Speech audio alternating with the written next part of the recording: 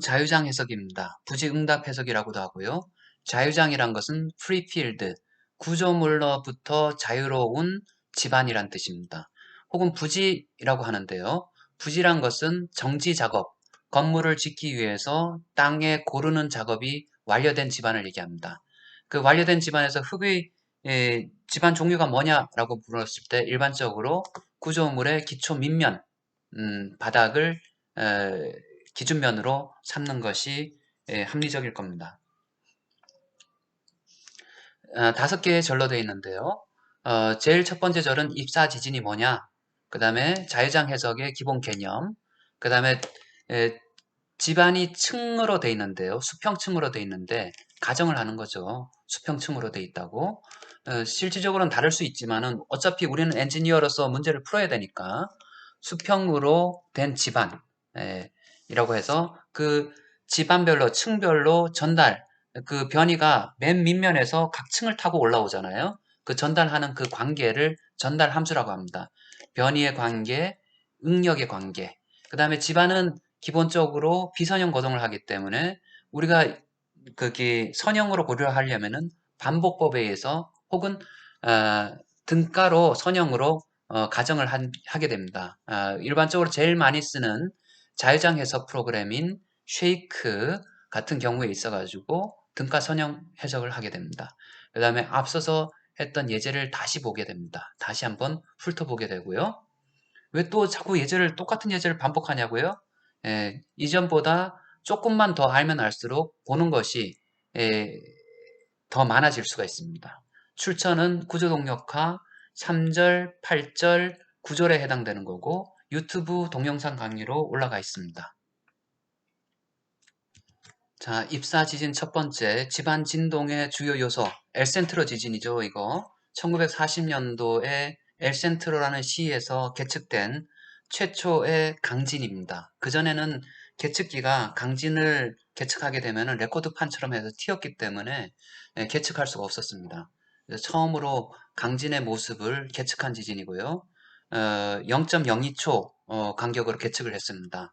스테이션, 관측소별로 여러 군데에서 관측을 했는데 현재 요 관측소는 아마도 53초 정도 계측된 관측소이고 최대값은 0.36G, 지진 강도 혹은 지진 세기 혹은 Intensity Measure라고도 합니다. IM이라고 하고요.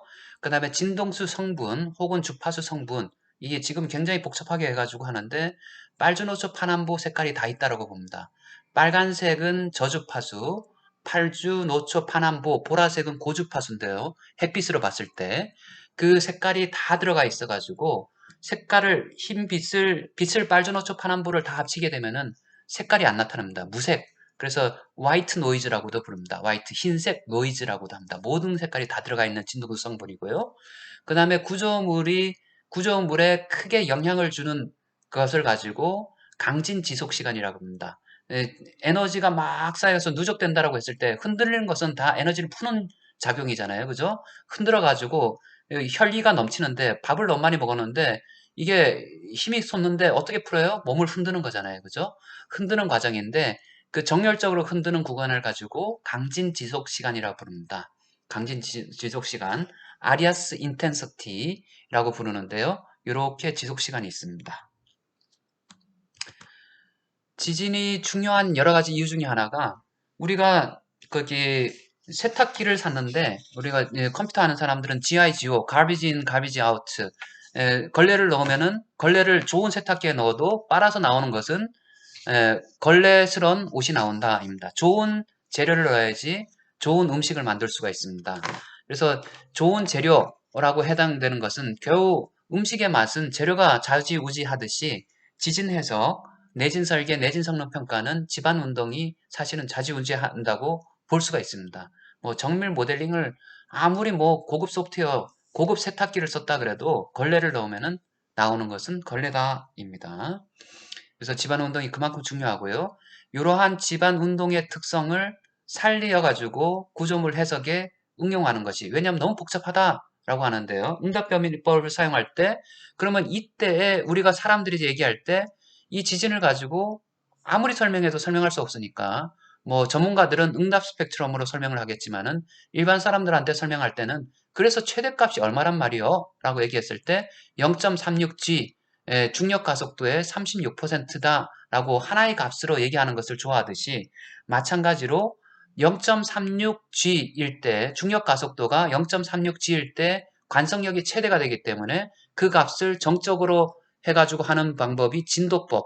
우리가 지상 구조물인 경우에 equivalent lateral force 메서드가 등가 정적 방법이죠. 정적 방법인데 지중 구조물인 경우 혹은 지하 구조물인 경우 최대 변이, 최대 가속도가 아니라 최대 변이가 발생하는 최대 상대 변이가 발생하는 그 지점에서의 변이를 구하고 그 변이에 해당되는 하중을 구하고 난 다음에 그 하중을 구조물에 가해줘 가지고 구조물의 부재력을 구하는 것이 응답 변이법이다. 따라서 최대 변이가 발생하는 어떤 지점을 찾아내는 것이 제일 중요하다입니다. 즉 최대 가속도는 여기서 발생했는데요. 이것에 의한 최대 변이는 어느 지점에서 발생할지 모릅니다. 이 지점인지 어떤 지점, 실질적으로 해봐야 된다는 얘기죠. 해봐야 되는데 그거를 하는 방법이 정확하게 이 지진 인력을 다 집어넣어서 하는 방법이 집안이 이렇게 있으면 집안은 층상 집안으로 되어 있고 이제 무한대로 층상 집안이니까 단위 미터를 끊어요. 끊어주면 기둥이 되죠. 이 기둥이란 것은 우리가 봤을 때 어떤 기둥이냐? 예, 이렇게 건물로 볼 수도 있고 외팔보로 볼 수 있습니다. 밑에 고정.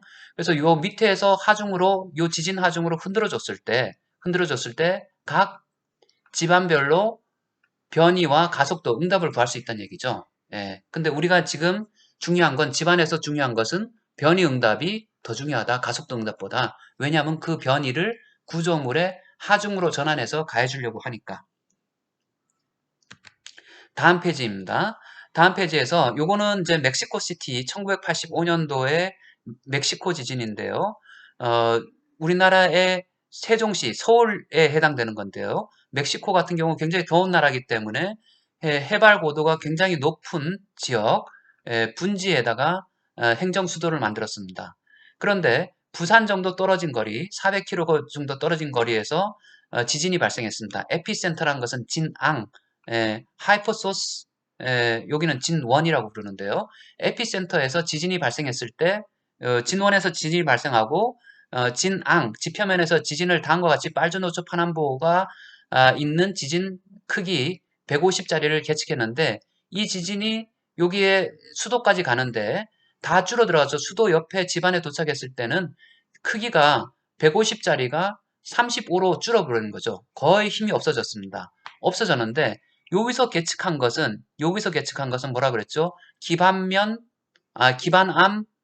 노드 운동을 계측한 거죠. 기반암 노드 운동은 요건데 요 밑에서 요거는 기반면 운동이잖아요. 기반암 경계면 운동에서 요 빨주노초 파란보 중에서 노란색의 집안에 의해 가지고 노란색 성분, 여기는 모든 성분들이 다 들어가 있는데 노란색 성분이 살아난 거예요. 요게 그래서 지표면에서의 계측해 보니까 우리가 거기 그 부산에서 계측했던 지진의 크기가 150이었었는데 크기만 얘기했을 때 이 노란색 지표면에서 계측한 지진은 170이 된 거예요.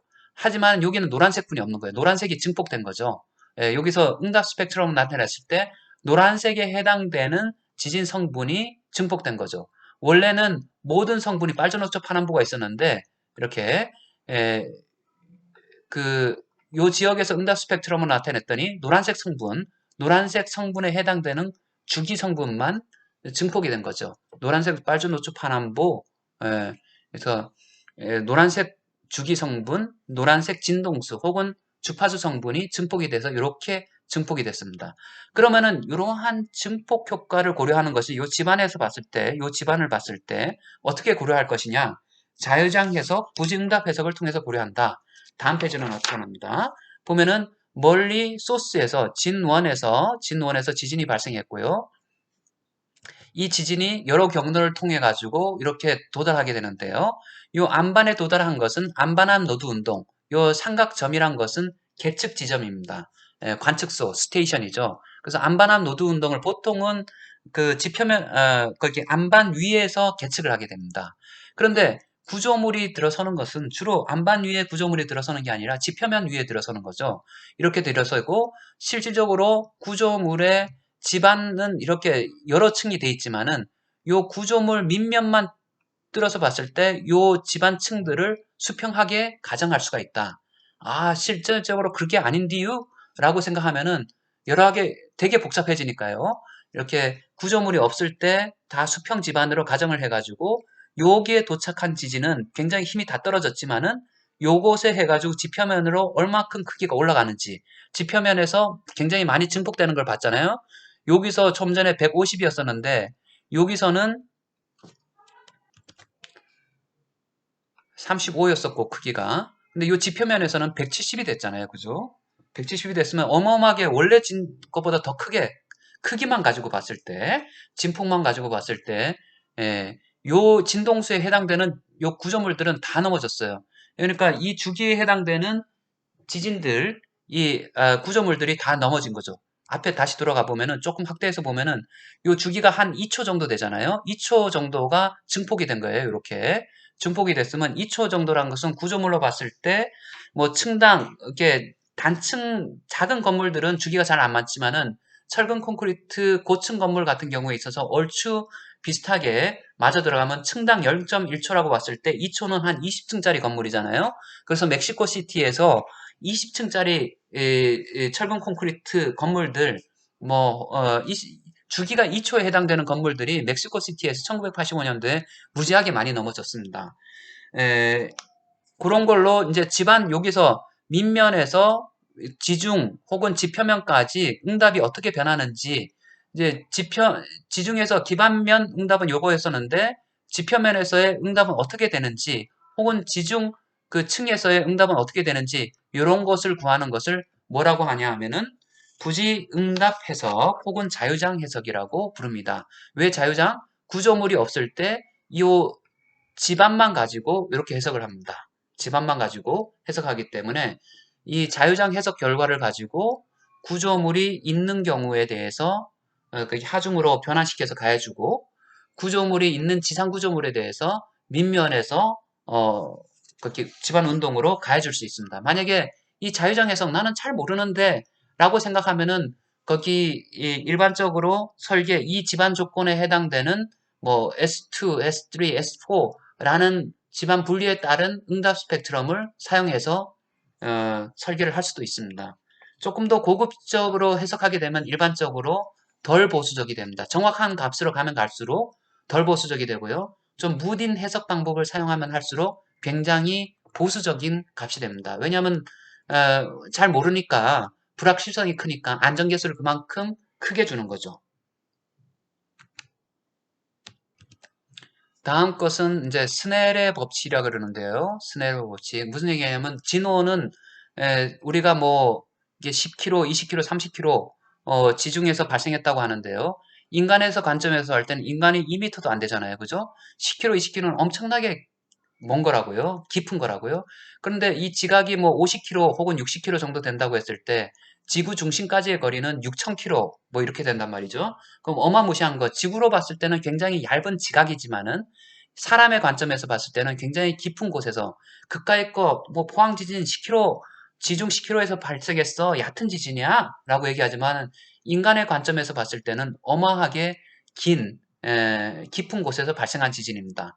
그 깊은 곳에서 발생한 지진이 구조물까지 타고 오는데 일반적으로 지중 깊은 곳에 있는 지반은 더 단단합니다. 지표면으로 갈수록 덜 단단해요. 예. 그래서 이 층이 돼 있음으로 인해 가지고 얘들이 이 여기서 빨주노초 파남보가 쭉 오게 되는 거죠.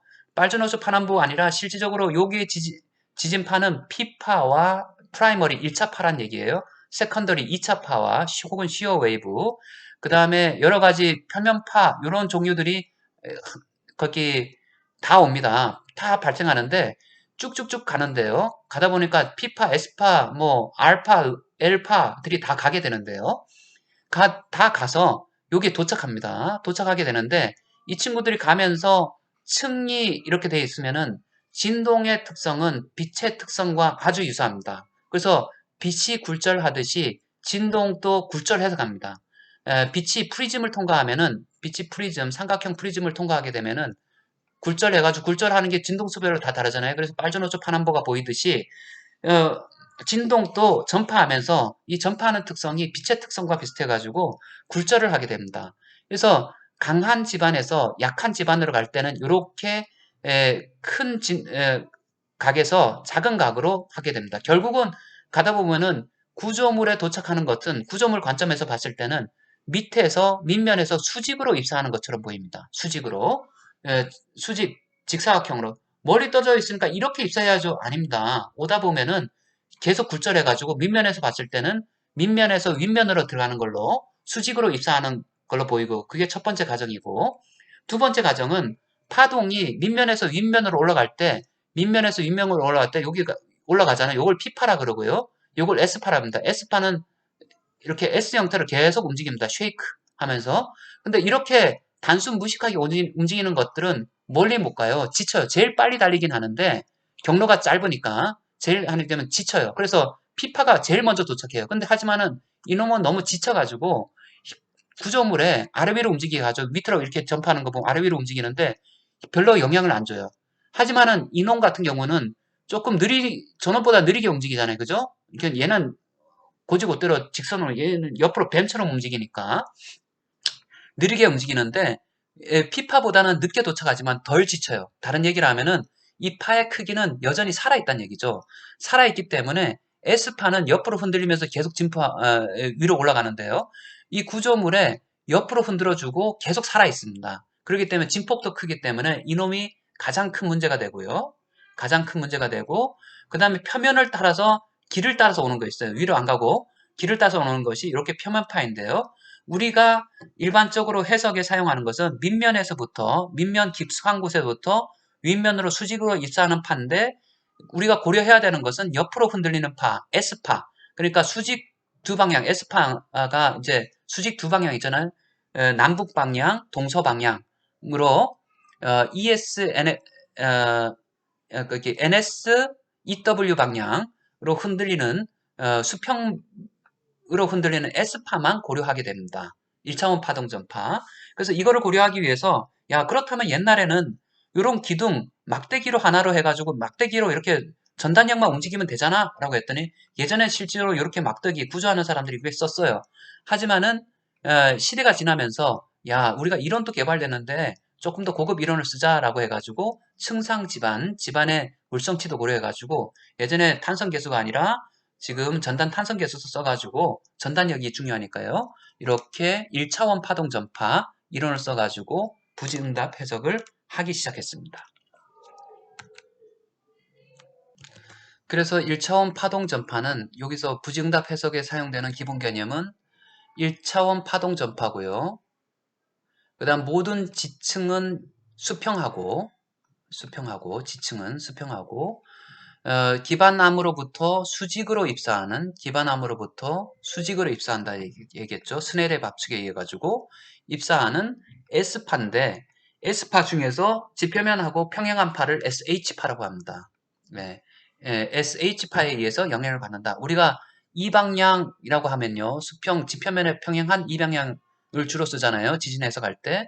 그리고 수직응답은 뭐 우리가 내진 설계 공통에서 보면은 70%, 70%까지 쓰는 것 같죠? 지금 정확하게 생각이 안 나는데 굉장히 뭐 큰 값을 우리나라 지진은 뭐 거기 지진 특성이 저렇다라고 얘기를 하는데 굉장히 지나치게 큰 수직 지진을 써야 된다라고 얘기를 하는데 건축에서는 수평 지진만을 쓰고 있고요. 이런 것들을 해가지고 1차원 파동 전파 이론에 의해 가지고 지중 혹은 지표면에서의 구조물의 집안의 응답, 변이, 속도, 가속도의 응답을 구할 수가 있습니다. 그 다음에 산정하는 방법은 여러 가지가 있는데 첫 번째 방법은 등가 선형 방법. 집안은 비선형인데 등가적으로 선형이라고 생각해가지고 푸는 방법. 우리가 주로 많이 쓰는 부지응답 해석 프로그램이 있습니다. 쉐이크 91.